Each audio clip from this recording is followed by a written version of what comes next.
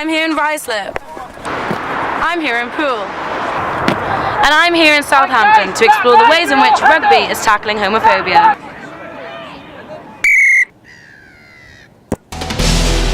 Since 1823, rugby has become one of the most popular sports around the globe. But have you ever stopped to consider how rugby's masculine culture is affecting gay players? 2.5 million tickets were sold for the Rugby World Cup in 2015, when almost 500,000 fans travelled overseas.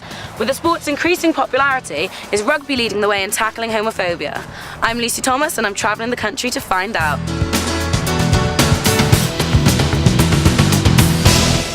I'm starting my journey driving to Poole in Dorset, where I'm going to speak to Sarah Greer, coordinator for the Space Youth Project. The charity has been supporting young people in the LGBTQ community for over 15 years. Coming out is such a big deal for young people, and it's great that there's help out there. I'm really interested to find out if being involved in a sports team can actually offer more support for gay players. With Keegan Hurst coming out this year and Gareth Thomas in 2009, gay people should feel confident and happy with themselves whilst playing something that they love. After arriving at Bournemouth and Poole College, I made my way to find Sarah. Do you think that being part of a sports team would make people feel more comfortable to come out, or do you think it would be the opposite?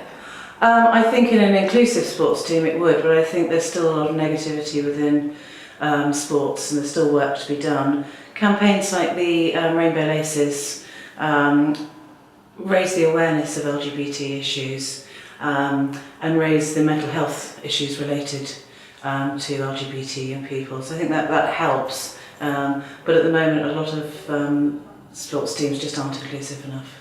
In terms of rugby then itself, do you think there should be more inclusive teams? What could be done to combat homophobia more? I think raising the profile of some of the LGBT teams would be really good. I think it helps in rugby that some players, while they're still playing, have come out, which is different to football obviously, whereas as yet there's no Premiership footballers that have come out. So there are some really positive role models, but that needs to be built on. After speaking to Sarah, it's evident that improvements still need to be made in the acceptance of gay rugby players. It's clear to see that role models play a massive part in how gay players are perceived in sport, but I want to find out how this is being taught at grassroots level. So today I'm driving to Ruislip in West London, ready to meet community coach Joe Russell. He works for the Rugby Football Union. Basically he's going to be training the under-17s there at the rugby club. Will hopefully give us more insight into how the youth of today are being educated about homosexuals and rugby. So we're just en route now. When I arrived at the club, I made my way to the pitch, where all the action was taking place.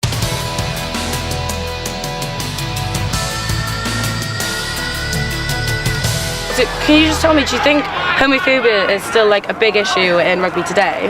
I don't think it's a big, massive issue, purely because the core values that rugby hold and instill within the game really help players feel comfortable joining clubs, joining teams.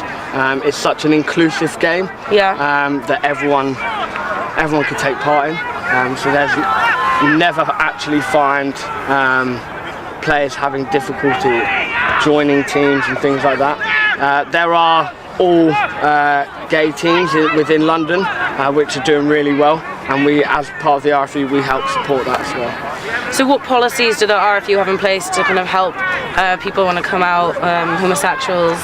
There are policies that the RFU have, but I think the culture that Ruislip and other clubs in the area have helps that transition of players finding out that they're gay and actually being able to express that. After speaking to Joe about the values of rugby, I wanted to find out what the public really think about homosexuality in sport. My results show that 94% of fans would fully support a rugby player coming out. However, 6% said that they would stop watching their favourite team play if one of the squad members was openly gay. A further 65% felt that rugby is the sport leading the way in tackling homophobia.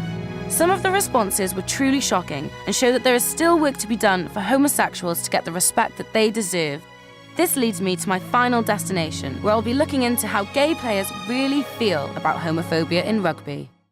Tonight I'm here in Southampton with an all-inclusive rugby team, the Wessex Wyverns. I'll be speaking to one of the players about his experience of joining the team and the challenges he's faced coming out as an openly gay rugby player.